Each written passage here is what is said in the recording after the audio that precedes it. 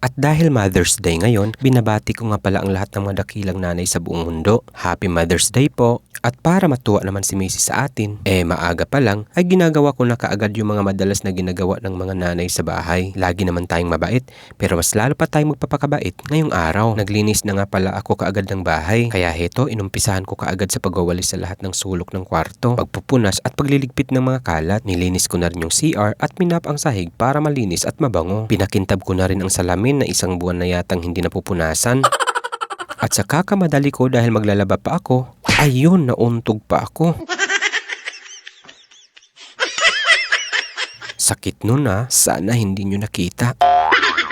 Siyempre, pinunasan ko na rin yung cute naming lamesa at inorganize ang iba pang gamit sa kitchen. Aba, siyempre kailangan pang 5-star hotel rin ang datingan ng ating kama. Kaya pinalitan ko na rin ang mga bagong punda at bedsheet. Tiyanen, magic! Nagmamadali na kasi ako. Oh, wag ka munang mag-skip tapusin mo naman yung video ko. Wag kang mag-alala, i-fast forward ko na tong paglalaba ko dahil lalabas pa kami. Hindi pala talaga madali ang gawain ng mga nanay. Hiniram ko nga pala ang washing machine ni ate para yung mga mabibigat na mga labahin tulad ng kumot at pantalon ay paikutin ko na lang. Makalipas ang halos 2 oras, sa wakas natapos na rin ako sa paglalaba. Kaya tara, gala na muna tayo. At dahil mahirap lang tayo, kaya sakay ulit tayo sa jeep. Tuwang-tuwa na naman si Bunso. Ilang minuto lang ay nakarating na kami sa SM, kaya pumasok na kami kaagad para makapagpalamig. At dahil gutom na kami, sa Jollibee na namin naisipang kumain. Okay lang sa akin kung tawagin akong cheap ng iba, pero masaya na kami kapag nakakain dito. Lalong-lalo na kapag kasama ang buong pamilya. At habang umuorder ako, pinakialaman na naman ni Bunso ang aking kamera.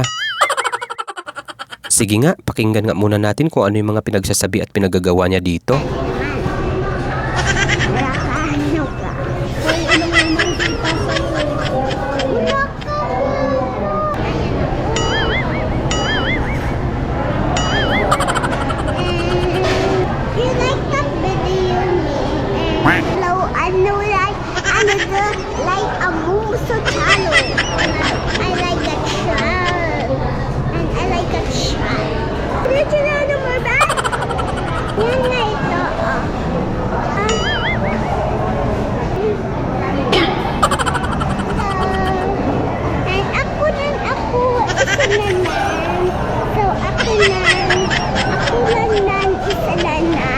Kaloka ka, Liam. Kahit si Google at Siri mahihirapang i-translate ka Maya-maya pa ay hinatid na ni Jollibot ang orders namin. High-tech! Pray muna bago kumain. Tamang-tama, gutom na ako. Sa dami ba naman ang nilabhan ko kanina? Pagkatapos ay pinaglaro ko na rin ang mga bata sa playground. Syempre, picture-picture na din.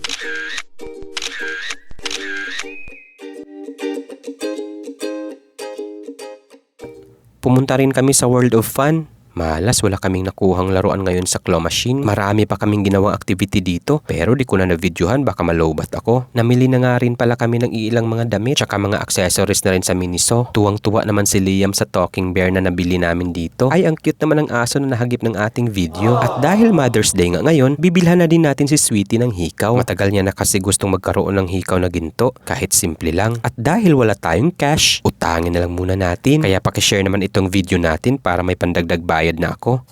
Pagkatapos ay muwi na kami. Hanggang dito na lang. Happy Mother's Day po ulit sa inyong lahat. The end!